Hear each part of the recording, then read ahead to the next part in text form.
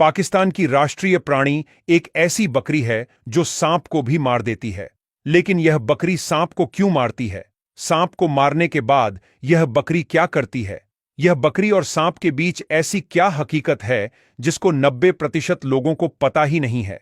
यह बकरी का नाम है मारखोर, जिसमें मार का अर्थ होता है सांप और खोर का अर्थ होता है खाने वाला, यानी सांप को खाने वाला।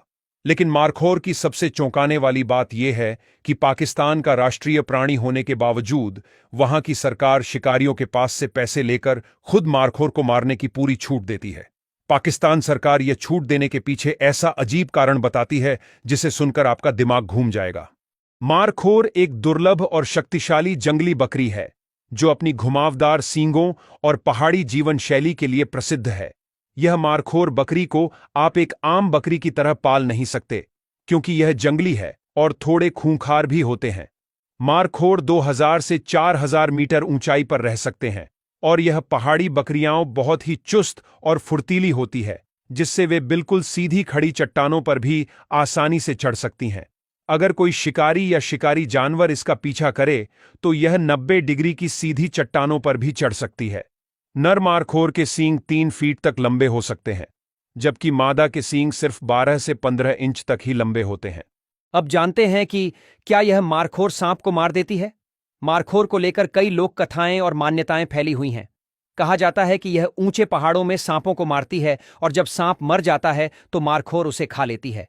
लेकिन असली सच्चाई यह है कि वैज्ञानिकों के अनुसार मारखोर पूरी तरह से शाकाहारी है और यह सिर्फ घास, पत्तियां और पहाड़ी पौधे ही खाती है। लेकिन मारखोर के घुमावदार सींग सांप की तरह दिखते हैं, इसलिए इसे सांप को मारने वाला माना गया है। लेकिन सबसे बड़ा प्रश्न यह है कि पाकिस्तान की सरकार खुद अपने राष्ट्रीय प्राणी मारखोर बकरी को मारने की छूट क्यों देती है?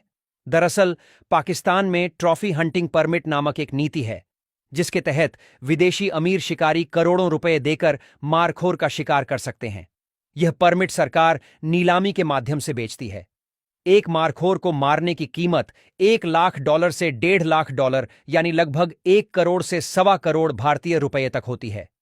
पाकिस्तान हर साल सिर्फ 4 से 12 परमिट जारी करता है ताकि मारखोर पूरी तरह से न खत्म हो जाए। परमिट जारी करने का असली कारण जानकर आपका दिमाग घूम जाएगा। पाकिस्तान सरकार का दावा है कि शिकार से मिलने वाले 80% पैसे को स्थानीय गांवों और वन्यजीव संरक्षण में लगाया जाता है, जिससे मारखोर की संख्या बढ़ाने में मदद मिलती है।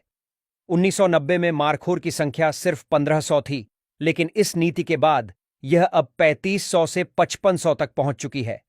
क्योंकि जब यह नीति नहीं थी तब लोग खुद यह मारखोर का शिकार बहुत ज्यादा करते थे।